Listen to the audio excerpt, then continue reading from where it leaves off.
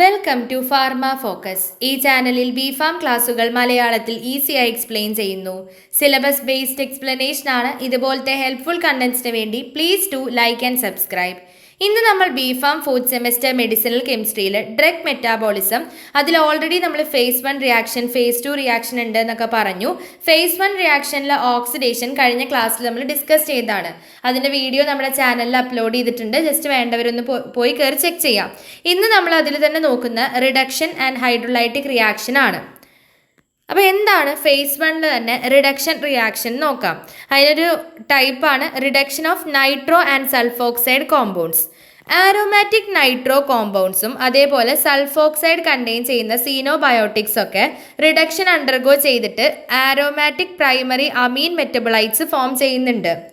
ഇതിനെ ഫെസിലിറ്റേറ്റ് ചെയ്യുന്ന എൻസൈമാണ് റിഡക്ടേസ്. അപ്പോൾ ആരോമാറ്റിക് നൈട്രോ കോമ്പൗണ്ട്സും സൾഫോക്സൈഡ് കണ്ടെയ്നിങ് സീനോബയോട്ടിക്സ് ഒക്കെ ആരോമാറ്റിക് പ്രൈമറി അമീൻ മെറ്റബോളൈറ്റ് ആയിട്ട് റെഡ്യൂസ് ചെയ്യുന്നുണ്ട് റിഡക്ടേസ് എൻസൈമിൻ്റെ പ്രസൻസിൽ. ഇതിനി ഒരു നൈട്രോ ഗ്രൂപ്പിൻ്റെ സ്റ്റെപ്പ് വൈസ് റിഡക്ഷൻ അതിൻ്റെ ഓർഡർ ആണ് പറയണത്.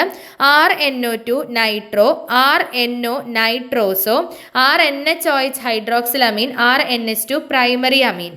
സബ്സ്ട്രേറ്റിൻ്റെ ടൈപ്സ് എന്ന് പറയുമ്പോൾ drug containing nitro group contain ചെയ്യുന്ന സൾഫോക്സൈഡ്, കാർബണൈൽ ഗ്രൂപ്പ്സ് ഒക്കെ കണ്ടെയ്ൻ ചെയ്യുന്ന ഡ്രഗ്സും എൻസൈമാറ്റിക് റിഡക്ഷൻ നടക്കുന്നുണ്ട്. നമ്മുടെ ബോഡിയിൽ എൻസൈമാറ്റിക് റിഡക്ഷൻ നടക്കാൻ സാധ്യതയുള്ളതാണ്, സസെപ്റ്റബിൾ ആണ്. റിഡക്ടേസ് എൻസൈം, ഓൾറെഡി നമ്മൾ റിഡക്ടേസ് എൻസൈമിൻ്റെ കാര്യം പറഞ്ഞു അല്ലേ. അതായത് ഈ ഒരു നൈട്രോ കോമ്പൗണ്ട്സിനെ ആരോമാറ്റിക് പ്രൈമറി അമീൻസ് ആക്കിയിട്ട് റെഡ്യൂസ് ചെയ്യാൻ വേണ്ടിയിട്ട് ഹെൽപ്പ് ചെയ്യുന്ന, കാറ്റലൈസ് ചെയ്യുന്ന എൻസൈംസ് ആണ് റിഡക്ടേസ് എൻസൈം. എക്സാമ്പിൾ ആണ് നൈട്രസെപ്പാം. നൈട്രസെപ്പാമിൻ്റെ ഫിഗർ ഇവിടെ കൊടുത്തിട്ടുണ്ട്. ഇതിൽ ഈ NO2 ഗ്രൂപ്പ് മാറിയിട്ട് അവിടെ എന്താ NH2 ഗ്രൂപ്പായിട്ട് മാറും. അപ്പോൾ നൈട്രസെപ്പാം റിഡക്ടേസ് എൻസൈമിൻ്റെ പ്രസൻസിൽ 7 അമിനോ നൈട്രസെപ്പാം ആയിട്ട് മാറുന്നുണ്ട്. അതാണ് മേജർ മെറ്റബോളൈറ്റ്. അപ്പോൾ ഇതാ ഫിഗർ കൊടുത്തിട്ടുണ്ട്. ഇത് നൈട്രസെപ്പാം ആണ്. റിഡക്ടേസിൻ്റെ പ്രസൻസിൽ എന്താണ് 7 അമിനോ നൈട്രസെപ്പാം ആയിട്ട് മാറുന്നു. ഇനി അതിൻ്റെ ഒരു ജനറൽ ഫോർമുല, ജനറൽ റിയാക്ഷൻ മുകളിൽ കൊടുത്തിട്ടുണ്ട്. അടുത്ത എക്സാമ്പിൾ ആണ് സൾഫാസാലസീൻ. സൾഫാസാലസീൻ റിഡക്ടേസിൻ്റെ പ്രസൻസിൽ സൾഫാ പിരിഡിനും 5 അമിനോ സാലിസിലിക് ആസിഡും ആയിട്ട് മാറുന്നുണ്ട്. ഓക്കെ, ഇവിടെ വെച്ചിട്ടാണ് റിഡക്ഷൻ നടക്കുന്നത്. ഇത് ഒരു കോമ്പൗണ്ടായിട്ട് സൾഫാ പിരിഡിനായിട്ട് ഇവിടെ ഒരു H2 ഇവിടെ പിരിഡിനാകും. അതേപോലെ ഇതെന്താണ് 5 അമിനോ സാലിസിലിക് ആസിഡും ആയിട്ടാണ് റെഡ്യൂസ് ചെയ്യുന്നത്. അടുത്ത എക്സാമ്പിൾ ആണ് പ്രോൺടോസിൽ. പ്രോൺടോസിലിൻ്റെ സ്ട്രക്ചർ നോക്കുക. അത് സൾഫാനിലമൈഡ് ആയിട്ടും 1,2,4 ട്രൈ അമിനോ ബെൻസീൻ ആയിട്ടും മാറുന്നു. ഇവിടെ വെച്ചിട്ട് തന്നെ ബ്രേക്ക് ചെയ്തിട്ട് ഇത് സൾഫാനിലമൈഡ് ആയിട്ടും ഇത് 1,2,4 ട്രൈ അമിനോ ബെൻസീൻ ആയിട്ടും മാറുന്നുണ്ട്. അടുത്തത്, അപ്പോൾ ഇത്രയാണ് റിഡക്ഷനിലുള്ള റിഡക്ഷൻ. നമ്മൾ എന്തൊക്കെയാണ് പറഞ്ഞത്? ആരോമാറ്റിക് നൈട്രോ കോമ്പൗണ്ട്സും സൾഫോക്സൈഡ് കണ്ടെയ്നിങ് സീനോബയോട്ടിക്സ് ഒക്കെ റിഡക്ടേസിൻ്റെ പ്രസൻസിൽ റിഡക്ഷൻ നടന്നിട്ട് ആരോമാറ്റിക് പ്രൈമറി അമീൻ മെറ്റബോളൈറ്റ് ആയിട്ട് മാറുന്നുണ്ട്. അതിൻ്റെ ഓർഡർ അവിടെ കൊടുത്തിട്ടുണ്ട്. പിന്നെ റിഡക്ടേസ് എൻസൈം എന്താ പറഞ്ഞു? എക്സാമ്പിൾ ആയിട്ട് നമ്മൾ നൈട്രസെപ്പാമിൻ്റെ കേസ് പറഞ്ഞു. അതുപോലെ സൾഫാസാലസിൻ്റെ കേസും പ്രോൺടോസിലിൻ്റെ കേസും പറഞ്ഞു. അടുത്തത് നമ്മൾ നോക്കുന്നത് ഹൈഡ്രോളിസിസ് റിയാക്ഷൻ ആണ്. ഹൈഡ്രോളിസിസ് എന്ന് പറഞ്ഞു കഴിഞ്ഞാൽ ഒരു കോമൺ ഫേസ് 1 മെറ്റാബോളിക് റിയാക്ഷൻ ആണ്. അവിടെ വാട്ടർ യൂസ് ചെയ്തിട്ടാണ് നമ്മൾ കെമിക്കൽ ബോൺസിനെ ബ്രേക്ക് ചെയ്യുന്നത്. എസ്പെഷ്യലി അവിടെ എസ്റ്റേഴ്സിലും അമൈഡ്സിലുമാണ് ഈ ഹൈഡ്രോളിസിസ് നടക്കുക. വാട്ടർ യൂസ് ചെയ്തിട്ട് കെമിക്കൽ ബോൺസിനെ ബ്രേക്ക് ചെയ്യുന്ന പ്രോസസ്സാണ് ഹൈഡ്രോലൈസിസ്. അത് എസ്പെഷ്യലി എന്തിലാണ് നടക്കുക? എസ്റ്റേഴ്സിലും അമൈഡ്സിലുമാണ്. ഇപ്പോൾ ഫസ്റ്റ് വൺ ആണ് എസ്റ്റർ ഹൈഡ്രോളിസിസ്. എസ്റ്റർ ഹൈഡ്രോളിസിസ് എന്ന് പറയുമ്പോൾ എസ്റ്റർ കണ്ടെയ്നിങ് ഡ്രഗ്സ് ആണ് പെട്ടെന്ന് ഹൈഡ്രോലൈസ് ആയി പോണതാണ്.